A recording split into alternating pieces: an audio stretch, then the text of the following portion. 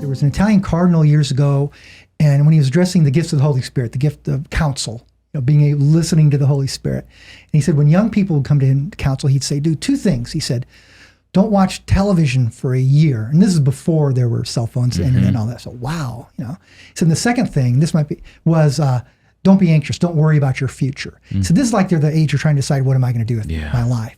And he said if they would come back to them, the ones that actually did it, they say the hardest part was not being anxious, But that general idea there of sometimes purposely, unplugging ourselves can be a wonderful thing.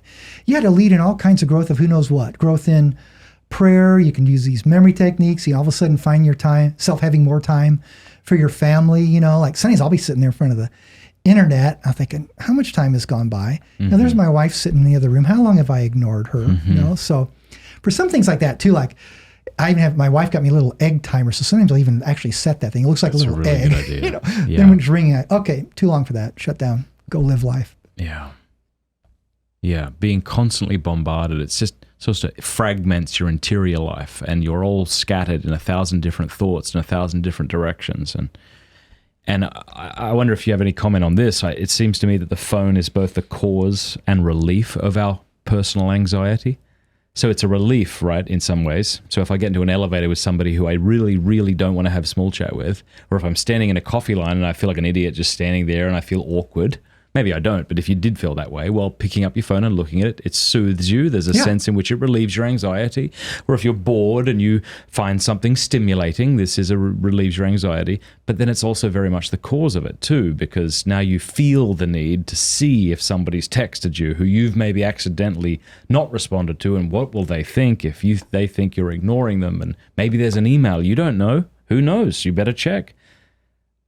So for me, it's been easier to do long periods of without it entirely than trying to moderate it. I mean, I do that as well. So I lost someone actually stole my dumb phone. It was in a wallet. So I think they stole it. They had the credit cards. Oh, because they probably wouldn't have intentionally stolen. Nobody would do that. Joke's on them, suckers. But so I've blocked the internet on my iPhone. So there's no way I can access the internet, but I'll do things like that. But I find those long periods of time are really helpful. Yeah, I like the sounds of it. Like now I'm traveling, so I have my wife's phone. And even she mainly just emails and or text. It doesn't even email. We just text and talk. And I use it for the directions feature if I'm out driving, because I hate to get lost. So I get anxious if I don't have it, if I'm out driving in an unfamiliar area. But but that anxiety producing aspect too. I mean, some people have done, I don't remember the exact number, but people, check their phone dozens and dozens of times a day. And it's using that behavioral principle of intermittent reinforcement when...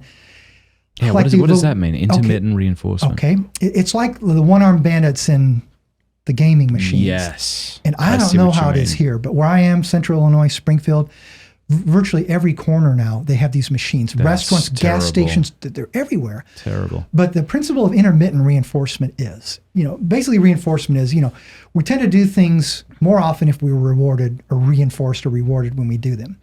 But with things that are intermittently reinforced, you never know exactly when you're going to get that reward. And they say that when you never know when it's coming, that's when you're actually most likely to do the behavior most often.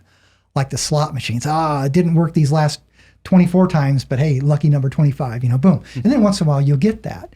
And I even heard that food manufacturers did this with some form of one of the chips, where for people who really like spicy stuff, they engineered a bag of chips that only a certain percentage of them were spicy, and you couldn't tell by looking at them. So you'd have to keep eating and eating until you get the lucky winner, and get your spicy chip. So some people said the phones kind of work this way because, I'll do it myself sometimes. I'll look and say, hey, did I get any messages? Or and most of the time there's nothing interesting there. But every once in a while, hey, oh yeah, I'm glad I saw that. And even if that happens just every once in a while, it's enough to keep you looking. And you think about how like YouTube is programmed to put things in front of you that you're going to want to see way more than you getting email. So YouTube works because it knows what you want more than what you think you want. So you can subscribe to a channel like Pints with Aquinas, but YouTube knows whether you want to see Pints with Aquinas or not. If you do, it'll show it to you. But if you're subscribed, but you don't really want to see Pints with Aquinas, YouTube's algorithm learns that and doesn't show you my videos anymore. That's scary, isn't it? No, exactly. And I've seen it exactly myself. Like if I'm at my computer, I find interesting things, I might subscribe. But usually at the time of the day when I wind down with my little old fashioned and some pork rinds or pistachios or some cheese, I'll turn on my television set and access YouTube through that set. And I can see that one is totally geared towards what I've been watching. So what first shows up, I see Pints with Aquinas, and I see all these strongman shows, and I see arm wrestling. And I see some particular news channels. Sky News Australia is one I happen to find interesting. They seem more interested in American politics. Yeah. Australian politics. And I don't know if you know this, Matt, they have this wonderful accent. Yes, they do. It's delightful. I just can't get enough of it. Hey, thanks so much for watching. Please be sure to like and subscribe and leave a comment below letting us know what you thought about the video.